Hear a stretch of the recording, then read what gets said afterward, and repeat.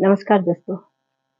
चलिए दोस्तों, आज हम आप लोगों को बताएंगे कि बच्चा जन्म के साथ रोता क्यों है। बच्चा रोते हुए जन्म क्यों लेता है, हंसता क्यों नहीं। ऐसा भी तो हो सकता था कि बच्चा जन्म लेने का साथ साथ हंसते हुए ध- पृथ्वी पर आए, लेकिन ऐसा कभी नहीं होता है। क्यों, क्या कारण है? चलिए हम आगे जानेंगे इसके बारे में। दोस्तों, नए जीवन का जो प्रक्रिया शुरू होता है वो स्त्री और पुरुषों का समागम के साथ शुरू होता है, जिनका फलस्वरूप जीव को एक नए रूप का प्रदान होता है। जब तक बच्चा माँ का गर्भ में रहता है तब तक वो सांसारिक या दुनिया के सब चीज के बारे में अज्ञान रहता है। उसको कोई चीज के बारे में पता नहीं चलता है। माता का गर्भ में वो जीवित तो रहता है, परंतु वो सांस नहीं लेता है। उसके शरीर को खाना तो मिलता है, लेकिन वो डायरेक्ट खाने या पीने नहीं सकता है। माता से जुड़ी हुई जो गर्भनाल होता है, उसी का माध्यम से बच्चा को खाना तथा पीना जो कुछ भी रहता है वो उसी से उसको मिलता है। बच्चा का फेफड़ा तो बन जाता है, लेकिन वो अपने से श्वास नहीं लेता है। माँ जो श्वास लेती है उसी से बच्चा को भी श्वास मिलता है। बच्चा माँ के गर्भ में एक पतली सी झिल्ली का अंदर एक तरल पदार्थ होता है, जो उसमें उस झिल्ली में भरा हुआ रहता है, उसी में वो बच्चा रहता है। वही तरल पदार्थ बच्चा का मुंह, श्वास नाली, फेफड़ों तक पहुंच जाता है। लेकिन जब तक बच्चा माँ का गर्भ में रहता है तब तक उसे ये सब चीजों से कोई कष्ट नहीं होता है, बल्कि वो तरल पदार्थ की वजह से बच्चा सुरक्षित रहता है माँ का गर्भ में।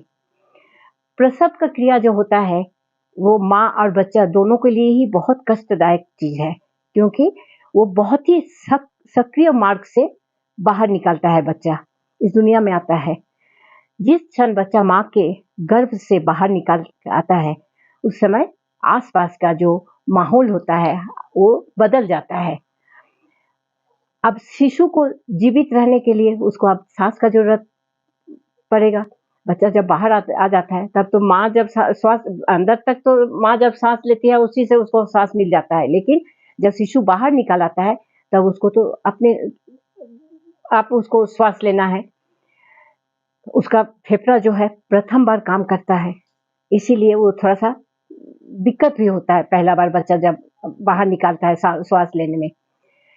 बच्चा बाहर निकाल के अगर तुरंत रोना शुरू कर देता है तो इसे हम लोगों को समझ जाना चाहिए कि बच्चा बिल्कुल फिजिकली फिट है, स्वस्थ है, उसका किसी तरह का प्रॉब्लम नहीं है। इसीलिए डॉक्टर बच्चा जब जन्म लेते हैं उसके साथ साथ उसको गर्भनाल जो है उसको काट देते हैं और बच्चा को उल्टा करके ऐसा करके टांग कर थोड़ा सा हिलाने लगते हैं, ताकि उसका अंदर जो तरल पदार्थ घुसा हुआ है वो बाहर निकल जाए। और वो तरल पदार्थ बाहर निकालते ही बच्चा एक लंबी सांस लेते हैं, जिसके बाद वो बच्चा रोना शुरू करता है।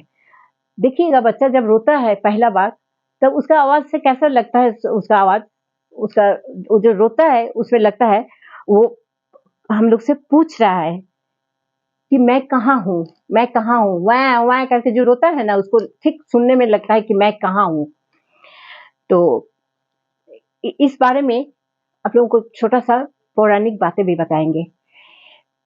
विष्णु पुराण के अनुसार जब ब्रह्मा जी सृष्टि की रचना किए थे तो उस समय क्या हुआ था, ब्रह्मा जी अपने अपने जैसा एक पुत्र का वो सृष्टि किए थे, जो बच्चा बहुत मायावी था। और वो सृष्टि होते ही बहुत रोने लगा और उथल पथल करने लगा ब्रह्मा जी का गोदी में। तब ब्रह्मा जी से वो बच्चा पूछा कि मैं कौन हूँ, मैं कहाँ से आया हूँ, आपको मुझे कहाँ से प्राप्त हुआ। तो ब्रह्मा जी बोला, तुम रोते हुए एक छोटा बच्चा पैदा हुआ था, इसीलिए हम तुम्हारा नाम रख रहे हैं रुद्र, क्या है कि तुम रोते हुए पैदा हुआ था इसीलिए। और तुमको हम सृष्टि किए हैं, तुम पृथ्वी लोक में आ चुके हो। कहा जाता है कि वो बच्चा जब रोया उसके बाद से पृथ्वी लोक में जितना भी बच्चा जन्म लेता है वो बच्चा रोते हुए जन्म लेता है। ये पौराणिक कहानी का हिसाब से इसको माना जाता है, लेकिन वैज्ञानिक दृष्टि से अगर हम लोग देखें तो वो तो अब लोगों को समझा ही दिए कि बच्चा कैसे रोता है, क्यों रोता है। अब जो बच्चा नहीं रोता है जन्म के साथ साथ उसको डॉक्टर लोग क्या करते हैं, पीठ थपथपाते रहते हैं।